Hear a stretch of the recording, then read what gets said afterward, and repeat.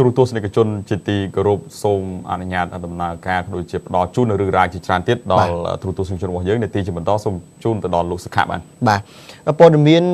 បន្តនេះគឺយើងនិយាយអំពីនៅក្នុងរាជធានីភ្នំពេញវិញម្ដងគឺថាអាជ្ញាធរគឺបានគេហៅថាសាងសង់នៅប្រព័ន្ធការពារទឹកជំនន់ក្នុងរាជធានីភ្នំពេញនិងការកែលម្អប្រព័ន្ធបន្លាយលូក្នុងរាជធានីភ្នំពេញដែលបងប្អូនធ្លាប់បានឃើញហើយផ្លូវខ្លះត្រូវបានបិទទាំងស្រុងតែម្ដងដើម្បីធ្វើការកែលម្អប្រព័ន្ធលូនេះបាទជួនកាលទៅមួយខែជួនកាលទៅច្រើនជាងមួយខែ2ខែអញ្ចឹងកន្លែងខ្លះទៅកន្លះខែឲ្យអញ្ចឹងទៅវាទៅតាមស្ថានភាពបាទហើយសំមកពេលនេះគឺថាយើងមានភ្លៀងផងយើងយូរដែរទៅអញ្ចឹងវានាំឲ្យមានការកកស្ទះមួយចំនួនកើតឡើងពីព្រោះថាផ្លូវដែលมันអាចធ្វើចរាចរណ៍កើតអញ្ចឹងបងប្អូនសម្រុកទៅផ្លូវផ្សេងអញ្ចឹងវានាំឲ្យណែនតាមតាផ្លូវខាងនោះឥឡូវយើងនិយាយអំពីការហៅថាគម្រោងសាងសង់ឬក៏ការពារទឹកជំនន់និងការកែលម្អប្រព័ន្ធបន្លាយលូក្នុងរាជធានីភ្នំពេញជំហានទី3នេះគឺបើយោងតាមមន្ត្រីរបស់សាលារាជធានីភ្នំពេញបានបញ្ជាក់ថារហូតពីខែមីនាឆ្នាំ2012មកដល់ខែឧសភានៃឆ្នាំ2013នេះគឺថាសម្រេចបាន30ក្បៀស60%អញ្ចឹងបើគិតមកដល់ឥឡូវនេះវាលើស30%និយាយថាជាង30%ជិត40%ទៅចុះបាទហើយកិច្ចការងារដែលមន្ត្រីជំនាញកំពុងតែធ្វើនោះគឺថាគឺការងារជីកបណ្ដាញលូមេនិងលូប្រអប់នៅក្នុងតំបន់អូរុស័យប្រវែង3926ម៉ែត្រតំបន់បឹងរាំងប្រវែង2433ម៉ែត្រតំបន់មនីរ៉េតប្រវែង2047ម៉ែត្រតំបន់ទួលស្វាយព្រៃបាទប្រវែង2524ម៉ែត្រតំបន់ទួលស្លែង2475ម៉ែត្រតំបន់បឹងកេងកងប្រវែង3045ម៉ែត្រតំបន់ទួលទំពុងខាងជើងបាទទូទំពុងខាងជើងប្រវែង1147ម៉ែត្របាទហើយជំរាបជូនដែរថានៅតំបន់ទួលទំពុងខាងត្បូងគឺមានប្រវែងចំនួន3057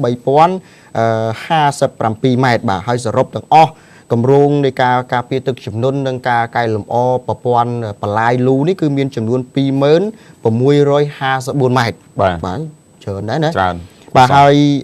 សាងសង់គឺថាដោយក្រុមហ៊ុនមកការគម្រោងនេះគឺថាស៊ូមីតូម៉ូMitsui Construction Co Ltd បាទខ្ញុំចេះជប៉ុនទៀតបាទខ្ញុំចេះជប៉ុនបាទគម្រោងនេះគឺថាទទួលជំនួយពីប្រទេសជប៉ុនមកដោយអត់សំណងណាទីទៀតខ្ញុំជម្រាបជូនអំពីទឹកប្រាក់ដែលទទួលបានពីប្រទេសជប៉ុនមកហើយម្ចាស់គម្រោងគឺសាលារាជធានីភ្នំពេញនេះតែម្ដងបាទហើយដែលបន្តអនុវត្តដោយអាដាមអភិបាលអាដាមប៉ាសជាតិវងដែលទើបតែឡើងកាន់តំណែងថ្មីបាទគម្រោងនេះគឺថាបានចាប់ដើមគេហៅថាចុះហត្ថលេខាជាមួយនឹងប្រទេសជប៉ុនហ្នឹងពីថ្ងៃទី15ខែមីនាឆ្នាំ2011ដោយផ្ដល់ជំនួយឥតសំណងសម្រាប់អនុវត្តគម្រោងការពារទឹកជំនន់និងកែលម្អប្រព័ន្ធបន្លាយលូនៅក្នុងរាជធានីភ្នំពេញនេះជំហានទី3គឺសរុបជាទឹកប្រាក់នោះចំនួន3700លានយេនជប៉ុនបាទមើលគិតគូកាសូមើលវាប្រមាណដុល្លារបាទ3700លានយេនរបស់ជប៉ុនណាហើយរយៈពេលនៃការសាងសង់គម្រោងនេះគឺចំណាយពេល46ខែដោយគិតពីខែមីនាឆ្នាំ2012រហូតដល់ខែតុលាឆ្នាំ2015បាទណោះយូរតុលា2015នោះយើងធ្វើការច្រើនកន្លែងខាងស្ដារហើយការធ្វើលូថ្មីអញ្ចឹងវាប្រើពេលវេលាយូរអញ្ចឹងតើបងប្អូនដែលធ្វើដំណើរតាមបណ្ដាផ្លូវមួយចំនួនហ្នឹងគឺថាអត់ធ្មត់បន្តិចពីព្រោះយើងធ្វើដើម្បីការពារទឹកជំនន់ហើយការពារហៅថាកុំឲ្យវាលិចលង់ក្នុងរាជធានីភ្នំពេញយើងផងដែរបាទអញ្ចឹងខ្ញុំបាទសូមអនុញ្ញាតជម្រាបជូនប៉ុណ្ណឹងចុះហើយដល់ខែតុលាឆ្នាំ2015បានចប់បាទអញ្ចឹងយើងរងចាំតាមដានតទៅទៀតហើយលើអាកាសធាតុវាមិនសូវអំណោយផលផងអញ្ចឹងទៅពេលខ្លះទៅបានធ្វើពេលខ្លះទៅក៏អត់បានធ្វើដោយសារតែភ្លៀងបាទអរគុណឥឡូវសូមបន្តដំណឹងជាបន្តទៀតទៅកាន់ខេត្តសៀមរាបតាក់ទងជាមួយនឹងអង្គការ FAO និងធ្វើការគ្រោងអនុវត្តគម្រោងតាក់ទិនជាមួយនឹងការបន្សាំការប្រែប្រួលអាកាសធាតុនៅខេត្តចំនួន4រួមទាំងខេត្តរតនគិរីខេត្តព្រះវិហារកំពង់ធំនិងសៀមរាបក្នុងរង្វង់ទឹកប្រាក់ប្រមាណជាង5លានដុល្លារហើយនៅក្នុងជំនួបការងារជាមួយនឹងអាដាមខឹមប៊ុនសុងដែលជាអភិបាលខេត្តសៀមរាបនោះគឺបានអនុញ្ញាតទៅដល់លោក Chewan Dahan Rasmi ទីប្រឹក្សារបស់អង្គការ FAO បានស្នើសុំការគាំទ្រពីអាជ្ញាខេត្តអាជ្ញាធរខេត្តសៀមរាបទៅលើគម្រោងស្ដីពីការគាំទ្របន្សាំនឹងការប្រែប្រួលអាកាសធាតុនិងភាពធន់ដោយប្រើប្រាស់វិធីសាស្ត្រគ្រប់គ្រងទីជម្រាលខ្នាតតូចដែលគម្រោងនេះនឹងត្រូវអនុវត្តនៅក្នុងខេត្តចំនួន4ផងដែរដូចជាខេត្តរតនគិរីព្រះវិហារកំពង់ធំនិងសៀមរាបហើយគូបញ្ជាក់ផងដែរពីលើនេះថាគម្រោងនេះនឹងចាប់ផ្ដើមអនុវត្តនៅពេលណាមួយមិនពិតប្រាកដនោះទេព្រោះថាបច្ចុប្បន្ននេះគឺក្រុមការងាររបស់លោកកំពុងតែសិក្សាទៅលើការវិវត្តទៅលើជំនាញនេះឬក៏កំពុងតែបន្តសិក្សាទៅវិញទៅមកពីខាងអាជ្ញាធរខេត្តសៀមរាបដូចជាការផ្លាស់ប្ដូរនៅបទពិសោធន៍ការងារសិក្សាតាក់ទងជាមួយនឹងការបន្សាំនេះហើយលោកជីវ៉ាន់ដានរ៉ាស្មីបានបញ្ជាក់ថាគម្រោងនេះនឹងត្រូវអនុវត្តរយៈពេល5ឆ្នាំឯណោះដោយគ្រោងចំណាយថវិកាប្រមាណជាង$5 លានសហរដ្ឋអាមេរិកហើយថវិកានេះនឹងលោកស្នើសុំពីលេខាធិការដ្ឋានមូលនិធិបរិស្ថានពិភពលោកដើម្បីយកមកដំណើរការគម្រោងនៅក្នុងខេត្តសៀមរាបលោកក៏បានបញ្យល់ថាសារៈសំខាន់នៃគម្រោងនេះគឺ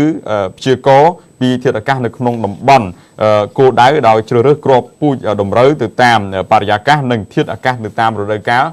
ដើម្បីធ្វើការផ្ដល់ទៅឲ្យប្រជាពលរដ្ឋនៅគ្រប់សហគមន៍សម្រាប់ការដាំដុះជាពិសេសនោះគឺនៅក្នុងខេត្តសៀមរាបដែលជាមូលដ្ឋានគ្រឹះហើយព្រោះវាទទួលបានទិន្នផលខ្ពស់ឈានទៅកាត់បន្ថយភាពក្រីក្ររបស់ប្រជាពលរដ្ឋនៅតំបន់ជនបទផងដែរ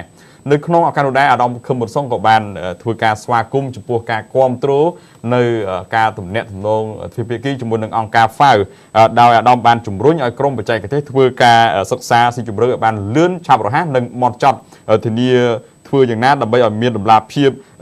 ក៏ដូចជាដំណើរការព្រោះគម្រោងនេះនឹងផ្ដល់នៅការងារជូនទៅដល់បងប្អូនប្រជាពលរដ្ឋនៅតំបន់ជនបទដើម្បីបង្កើនប្រាក់ចំណូលនិងលើកកម្ពស់ជីវភាពចំពោះគ្រួសារប្រចាំថ្ងៃហើយឲ្យមាននៅក្នុងសង្គមយើងកាន់តែប្រសើរឡើងថែមទៀត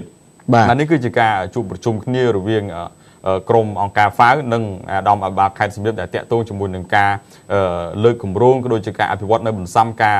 ប្រែប្រួលអាកាសធាតុនៅក្នុងរង្វង់ទឹកប្រាក់ប្រមាណជាង$5 លានសហរដ្ឋអាមេរិកនៅក្នុងខេត្តចំនួន4បាទអរគុណបាទលោកបុត្រាយើងចូលព័ត៌មានមួយទៀតពាក់ព័ន្ធទៅនឹងការចែករំលែកបទពិសោធន៍និងការពង្រឹងគេហៅថាព្រៃសហគមន៍នៅខេត្តដ៏មានជ័យអញ្ចឹងសូមជួយនីតិទៅលោកបន្តចុះបាទអរគុណសម្រាប់រឿងជាបន្តនេះគឺតាក់ទងនៅក្នុងខេត្តដ៏មានជ័យដែលខណ្ឌរដ្ឋបាលព្រៃឈើខេត្តដ៏មានជ័យបានបើកសិក្ខាសាលាចែករំលែកបទពិសោធន៍ការងារស្ដីពីការពង្រឹងសហគមន៍ព្រៃឈើហើយក្នុងនោះដែរគឺបានចាប់ផ្ដើមបើកការពង្រឹងនោះគឺថ្ងៃទី13ខែសីហាកន្លងមកដើម្បីធ្វើការពង្រឹងគ្រប់គ្រងខាងផ្នែកព្រៃឈើដោយមាន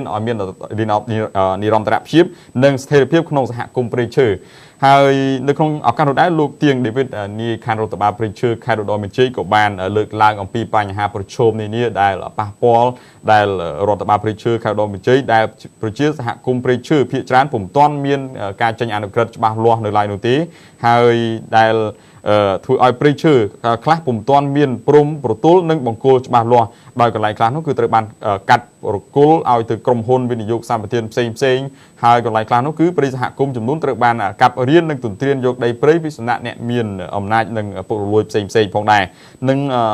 ក្នុងចំណុចនោះដែរលោកក៏បានបញ្ជាក់បន្ថែមថាប្រជាពលរដ្ឋក្នុងសហគមន៍នៅតាមតំបន់ភូមិឃុំ